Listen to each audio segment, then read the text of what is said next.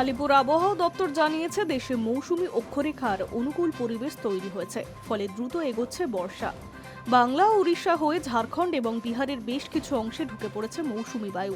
তাছাড়া দক্ষিণ পশ্চিম বাংলাদেশের ওপরেও যে নিম্নচাপ অঞ্চলটি তৈরি হয়েছে, গত 24 ঘন্টায় তা আরও খানিকটা ঘনীভূত হয়ে পশ্চিম উত্তর পশ্চিমে এগিয়েছে। এই মুহূর্তে তা গাঙ্গেয় পশ্চিমবঙ্গের ওপরে সুনির্দিষ্ট নিম্নচাপ অঞ্চল হিসেবে অবস্থান করছে। সঙ্গে রয়েছে ঘূর্ণাবর্ত।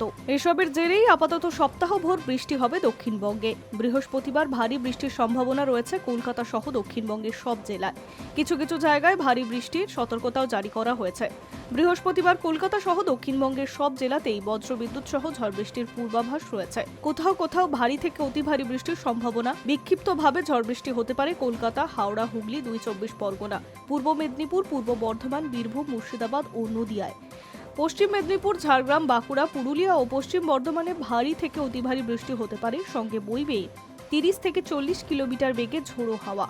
দক্ষিণ 24 পরগনা, পূর্ব মেদিনীপুর, পূর্ব বর্ধমান এবং বীরভূমে ভারী বৃষ্টি হতে পারে। দুর্যোগপূর্ণ আবহাওয়ার কারণে সমুদ্রও উত্তাল থাকবে। এ নিয়ে মৎস্যজীবীদেরও সতর্ক করা হয়েছে। অন্যদিকে উত্তরবঙ্গে অনেক আগেই বর্ষা প্রবেশ করে গিয়েছে, সেখানেও ভারী বৃষ্টির সম্ভাবনা রয়েছে। বৃহস্পতিবার দার্জিলিং, জলপাইগুড়ি, আলিপুরদুয়ার, কোচবিহারে ভারী বৃষ্টির সম্ভাবনা রয়েছে। ঝড় বৃষ্টি হবে বাকি জেলাগুলিতেও। তবে একটানা বৃষ্টিতে গরম থেকে কিছুটা স্বস্তি মিলছে। বৃষ্টির কারণে তাপমাত্রা এক ধাক্কায় অনেকটা কমে গিয়েছে। বৃহস্পতিবার সকালে কলকাতার সর্বনিম্ন তাপমাত্রা ছিল 23.0 ডিগ্রি, যা স্বাভাবিকের থেকে 4 ডিগ্রি কম। High news network.